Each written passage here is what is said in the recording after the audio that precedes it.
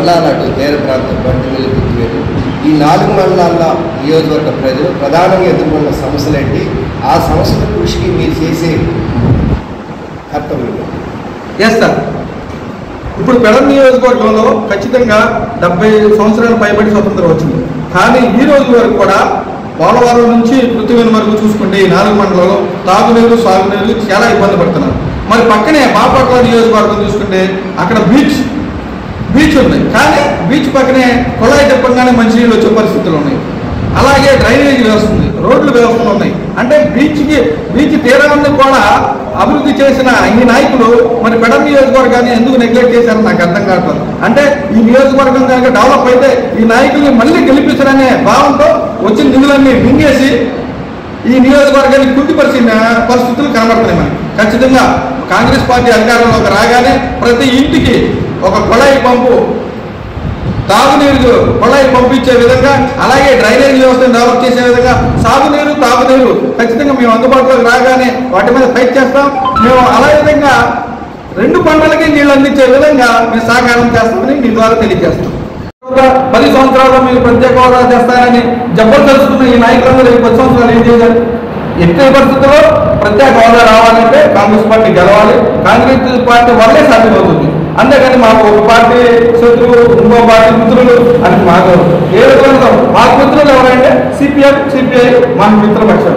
వాళ్ళు గెలవాలని మేము కోరుకుంటాం, మేము గెలవాలని వాళ్ళు కోరుకుంటాం. ఖచ్చితంగా మాకు అన్ని పార్టీలతో ఓటు విభేదంలో అందరూ మాకు శత్రు చేసినాయి.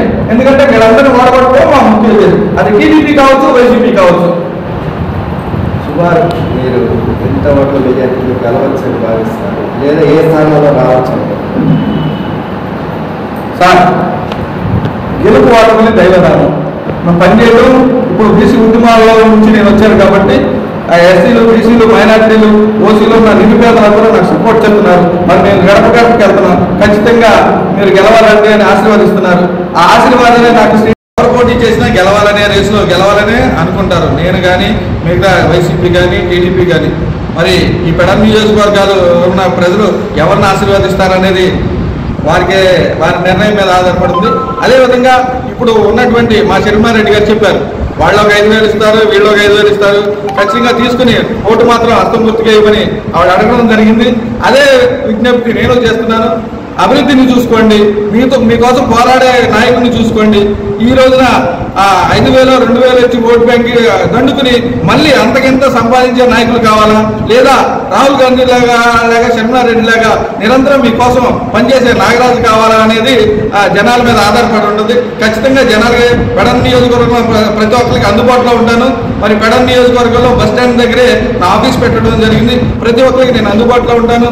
వీరికి లాగా మిగతా పార్టీ లాగా నేను సంపాదించుకుంటానికి రాలేదు, ఉద్యమాల నుంచి వచ్చాం కాబట్టి మేము ప్రతిరోజు అందుబాటులో ఉండేటట్టుగా మేము సెట్ చేసుకున్నాం. ఖచ్చితంగా ఆ 4 మండలాల్లో ప్రజలకి నిత్యం అందుబాటులో ఉండే నాగరాజు మీ మీడియా ద్వారా తెలియజేస్తున్నా. ప్రతి ఒక్కరు వాళ్ళు శర్మారెడ్డి గారు చెప్పినట్టుగా వాళ్ళు ఇచ్చిన 5,000, వీళ్ళు ఇచ్చిన 5,000 తీసుకుని హస్తం గుర్తుకు ఓటేయమని, నన్ను ఘన విజయం చేకూర్చమని ప్రార్థిస్తున్నాను.